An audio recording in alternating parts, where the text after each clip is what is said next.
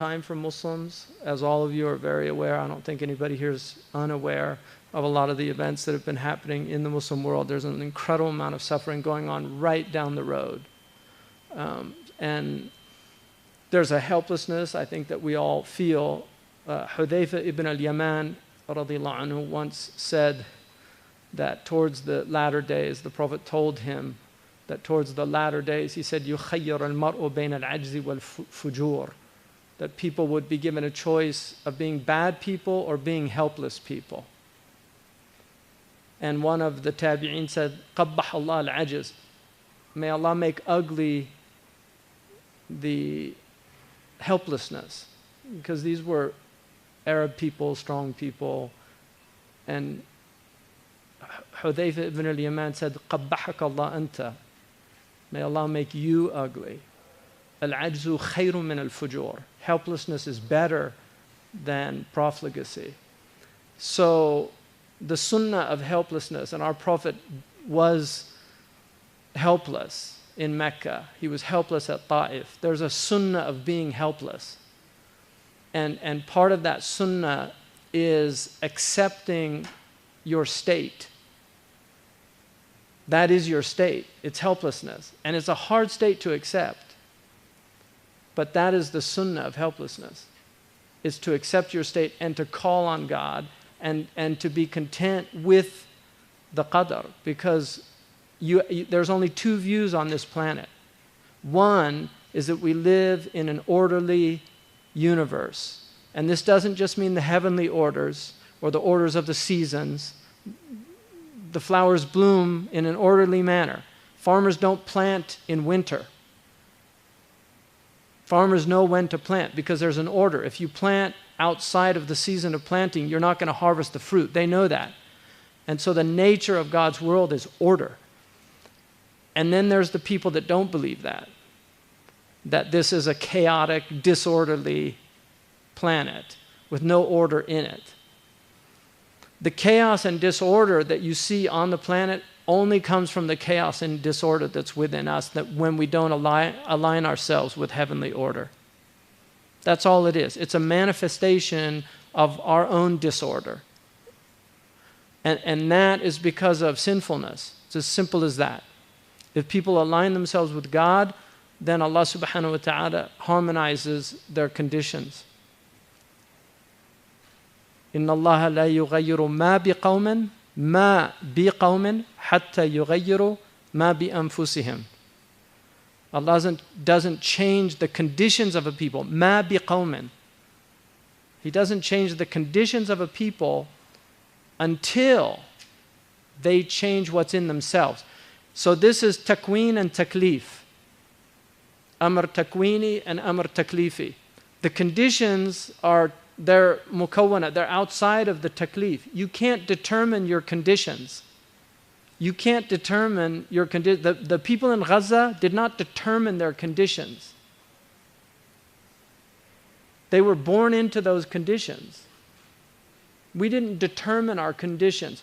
But what we can determine is what's in our nafs. That's where Allah has given us power.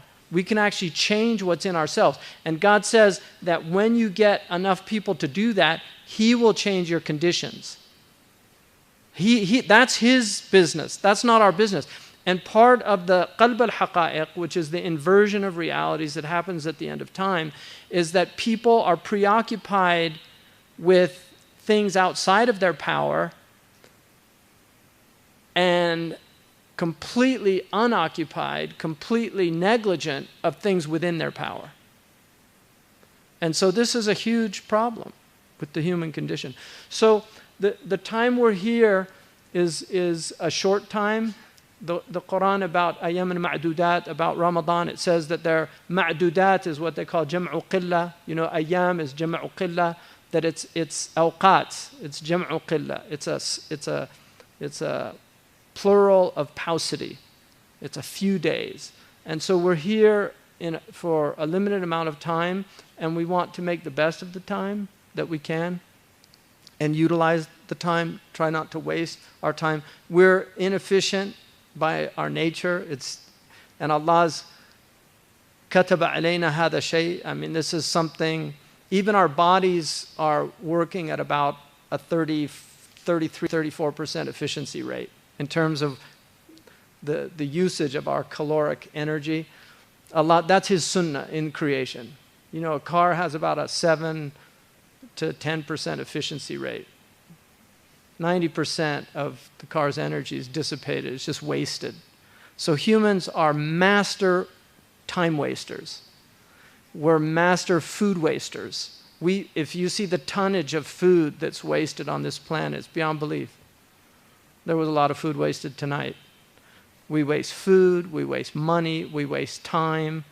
But what we should do is make tawbah and get better and better, inshallah, at trying to utilize the time. Because as it's a diminishing commodity, if you want to use an economic metaphor, وَالْعَصْرِ إِنَّ الْإِنسَانَ لَفِي خُسْرٍ. By time, man is at loss because it's just dissipating. Life is a concatenant of moments. It's just one moment after the other. Allah, they called Allah, the scholastics in medieval Christianity called God the Nunc Stans. And I think they probably got that from Imam al-Jurjani. In the Ta'rifat, he says that God is al-an ad-da'im, the eternal now.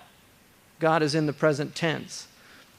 And we are always in the present tense, but we're obsessed with the past and the future. We're in a state of khawf, about the future, fear. Everybody's in fear and trepidation. What's going to happen next? And then we have grief over the past. This is the human condition. The Prophet ﷺ sought refuge from these states. Allahumma inni a'udhu bika min al-huzni, right? Min al-huzn, min al-hammi wal-hazan. I seek refuge in you from anxiety about the future and hazan about the past. So he sought refuge in that state, from that state. So we have